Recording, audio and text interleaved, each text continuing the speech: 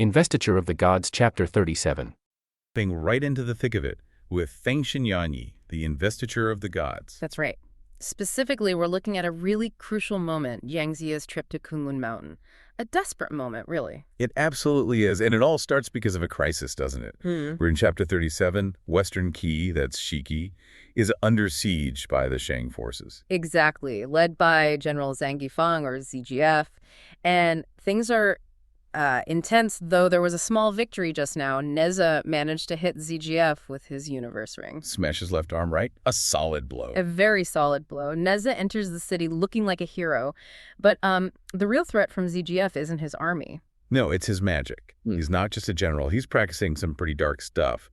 What exactly is this left path technique he uses? It's chillingly effective, actually. It's simple. ZGF calls out his opponent's name just 3 times. And if they answer? If they answer, they're 3 souls and 7 spirits. Well, they just scatter. Instantly, the person just drops, lifeless, from their horse or whatever mount they're on. Wow, okay, so it attacks the very essence of a person. Precisely. It targets what the text calls blood essence life, standard human life. But hang on, the source says ZGF did call Neza's name. So why wasn't Neza affected? That sounds like it should have been game over. Ah, yes. That's the key, isn't it? It's a fantastic little detail. ZGF's magic only works on those standard humans, the ones with the traditional souls and spirits. And Neza isn't standard. Not at all. Remember, Neza is a lotus transformation, a Lianhua Shen. His body isn't flesh and blood in the normal sense. It's made from lotuses. So he doesn't have the right kind of souls for the spell to latch onto. Exactly. He literally lacks the components the spell needs, so he's just immune, which is incredibly lucky for Shiki right then. That makes so much sense. Yeah. But Jiang Ziya, he's the commander. He knows Neza's immunity is a one-off, right? He sees more Shang forces coming. Right. He recognizes his own Taoist skills are, frankly, limited compared to what they're facing. He knows he needs guidance from the top. So, destination. Kunlun Mountain, the source of divine power and mandates. The absolute epicenter. But before he goes, he tells King Wu, look, I'll be quick. 2, maybe 3 days. And gives very strict orders. Oh, yes. Crucially, he tells Neja and his other officer, Wu Ji, do not engage ZGF while I'm gone. Hold the fort, but do not fight him. He understands the danger. Makes sense. So how does he travel? Does he just walk? Oh, no, far too slow. He uses a Taoist technique called earth evasion, Tudun. Basically, magical tunneling. Super fast. Right through the earth itself. And he arrives at Kulin Cliff on Kunlun. What's the scene like? The source usually gives great descriptions. It really does. It paints this picture of, sacred smoke, the sun setting, ancient trees, cypress trees, flowers blooming, and divine creatures everywhere, white deer, cranes. It's clearly a holy place. Must have been quite something for Ziya, returning after. How long was it? 10 years, he notes. A long time away. But he's focused. The white crane boy announces him, and he goes before the big boss. Yuan Shi, Tianzin will call him Yuan Shi, at the 8 trigrams platform. And this is it.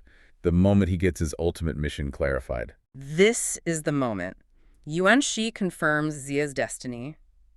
Take the investiture of the gods, list the Feng Shen Bang, and go build the god-sealing platform back at Kushan. This is the whole point of the war, isn't it? Yeah. Filling that list with names. Pretty much. Ziya's job is to set up the infrastructure, you could say, for the final investiture. Okay, he's got his main task. But what about the immediate problem? ZGF and his soul-scattering magic.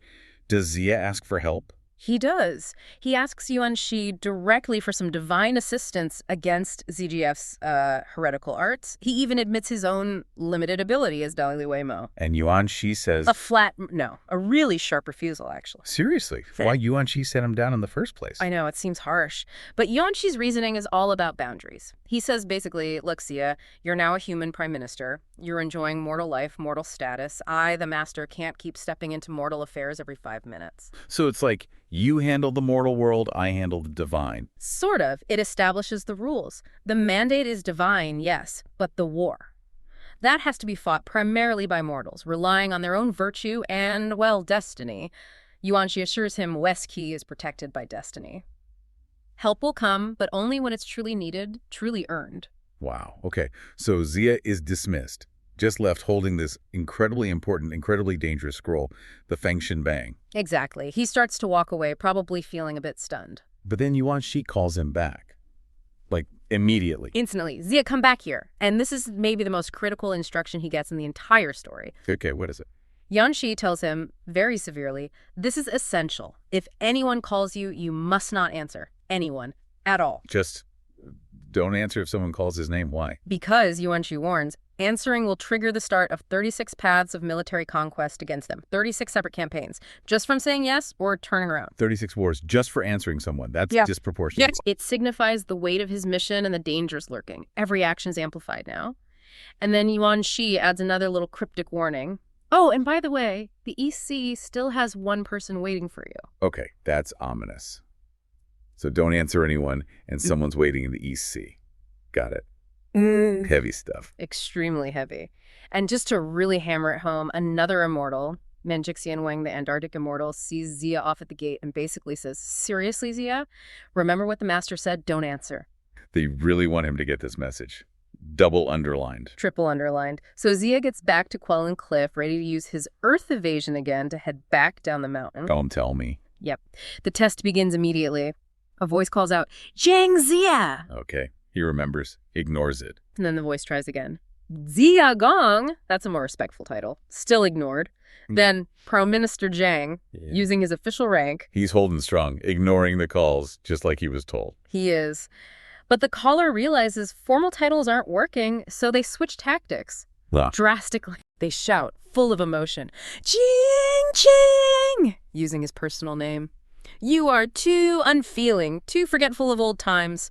We studied together for 40 years in Jade Void Palace, and now you just ignore me. Oof. That's not just a call, that's an accusation. A guilt trip.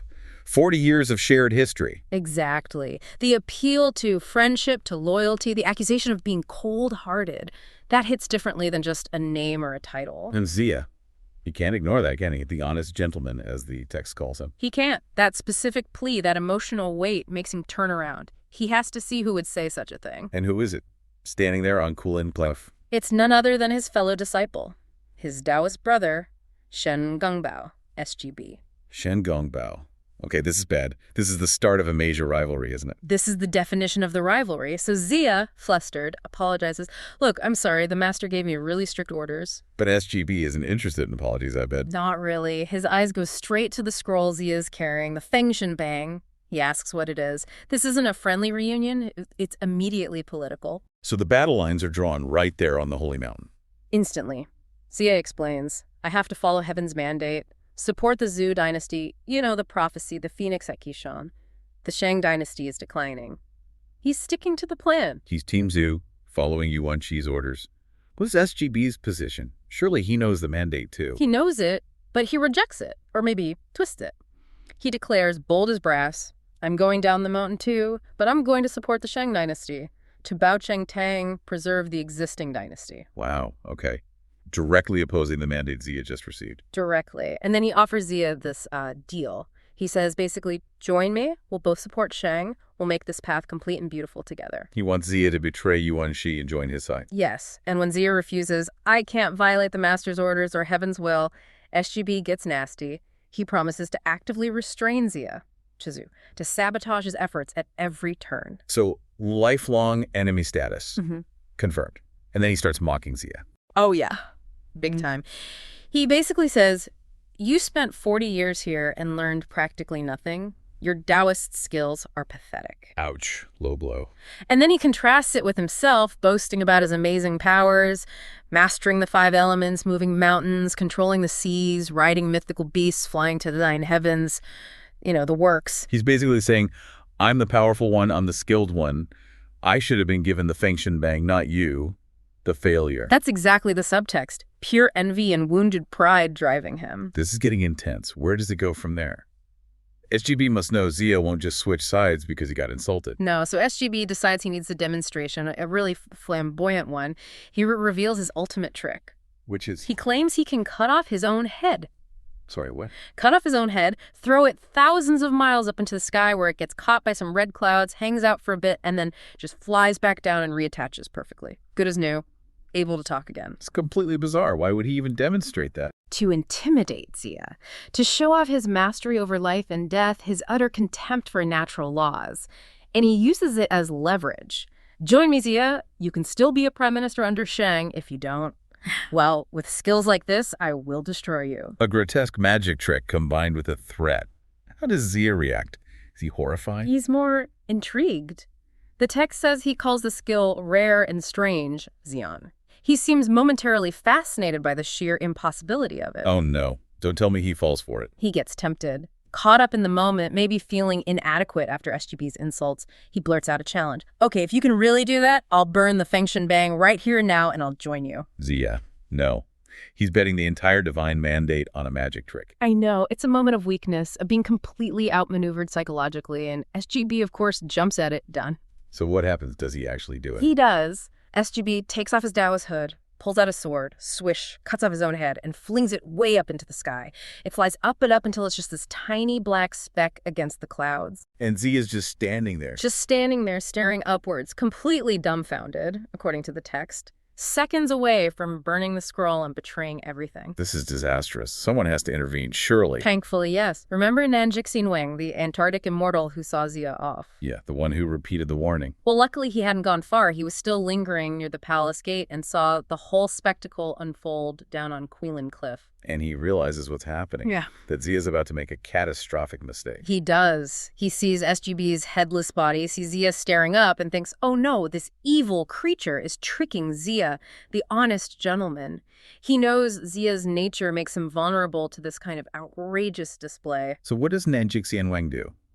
He has to act fast. Super fast. He immediately turns to his attendant, the White Crane Boy. The same one who announced Ziya earlier. The very same.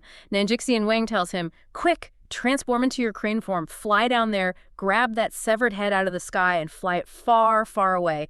Take it to the South Sea and just drop it. Whoa, intercept the head midair. Exactly. So the White Crane Boy becomes this huge white crane, swoops down, snatches Shen Gongbao's head right out from under those red clouds. Leaving SGB's body just standing there, headless. Standing there, headless, waiting for a head that is now being flown rapidly towards the South China Sea. The ultimate magical cockblock, you might say. Incredible. So Ziya is saved from his own impulsive promise by divine intervention.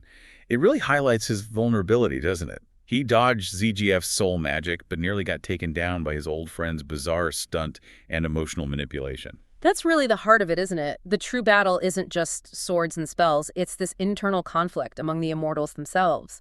It's loyalty versus duty, dazzling heretical magic versus the ordained path. Ziya's whole destiny is constantly under threat from these interpersonal dynamics. And it all comes back to that warning from Yuan Shi. Don't answer.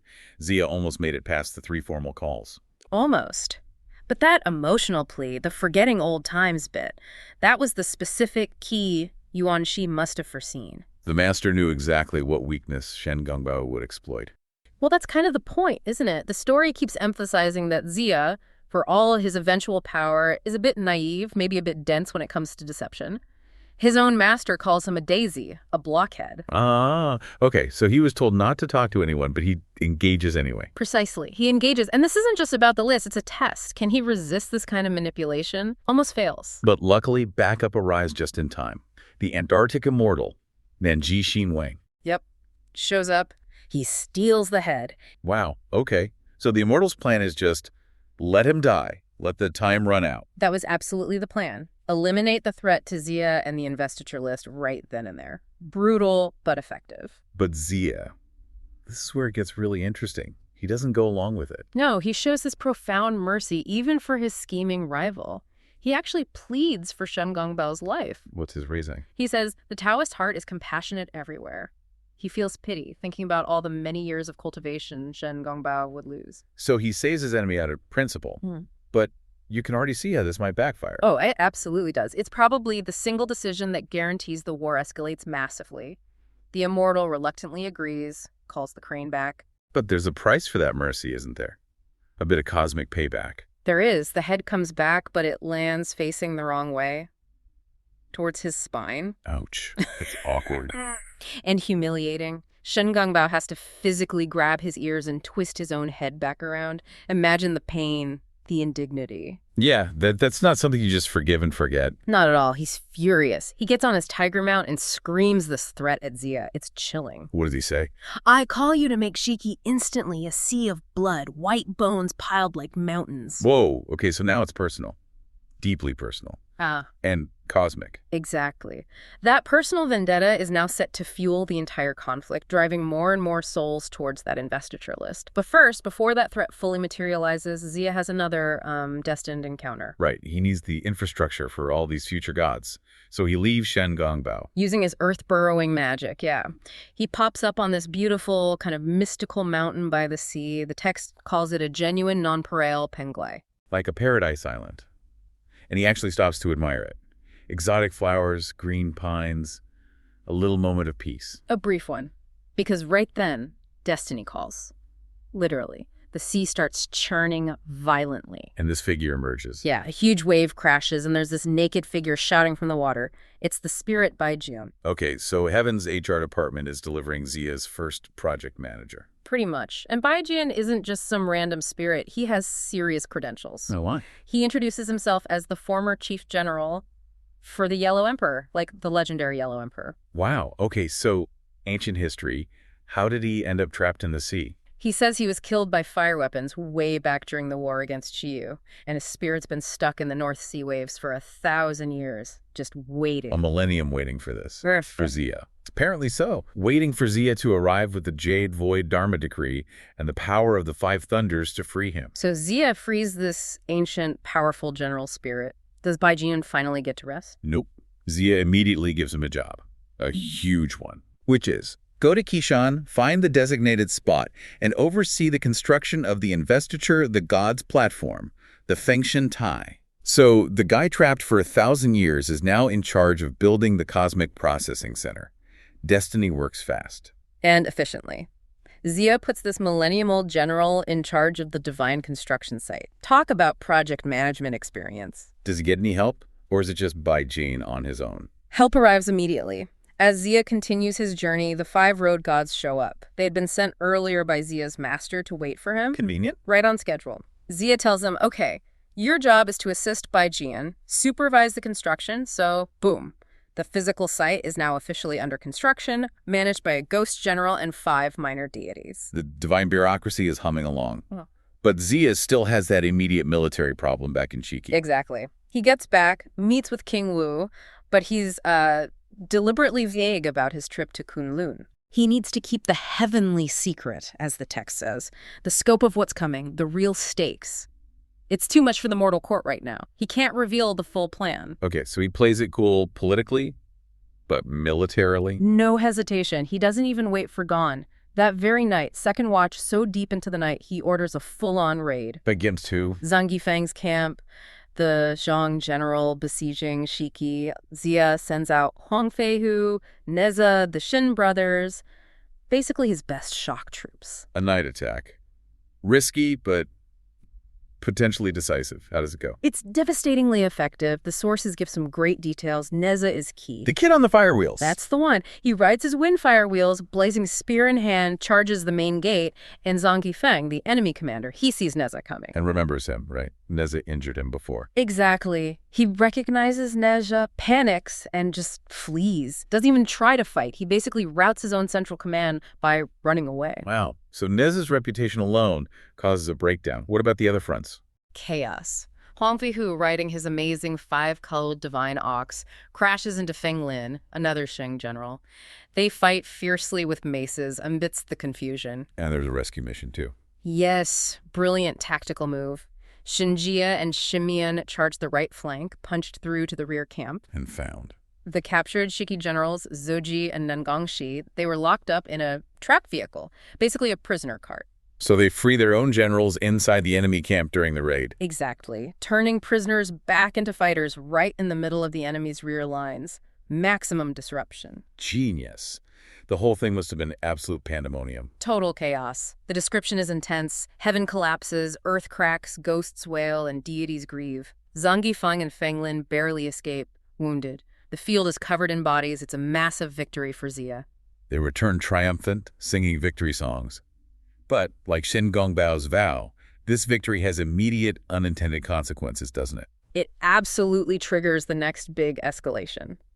Zhang Guifang is utterly humiliated. He apparently claims he'd never lost a battle before this. So his pride is shattered. What does he do? He immediately sends an urgent appeal, like a super fast emergency message, back to the capital, Charge, begging for reinforcements. And who receives this plea? It lands on the desk of the Grand Preceptor Wen Taishi, the most powerful figure in the Shang court besides the king, and he is seriously alarmed. Why alarmed? It's just one general losing one battle, even if badly. Because it's Ziya winning.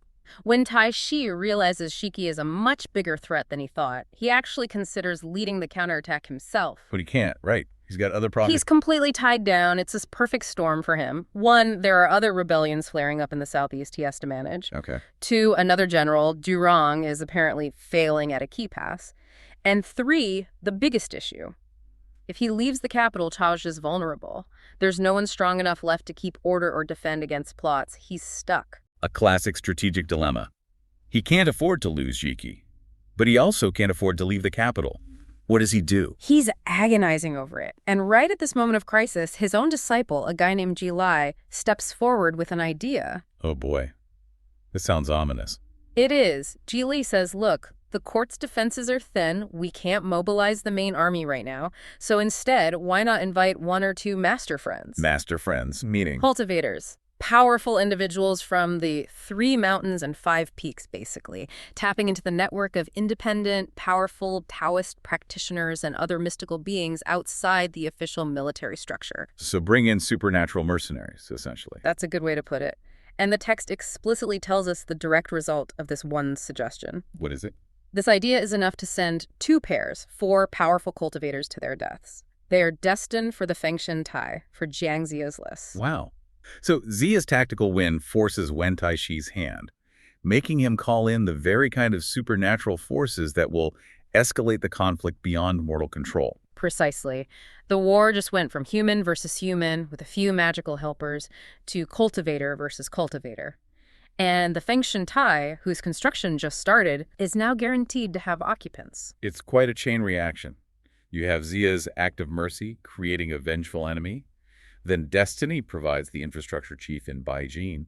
And finally, Ziya's military victory forces the enemy to summon the first wave of supernatural beings destined for the investiture list.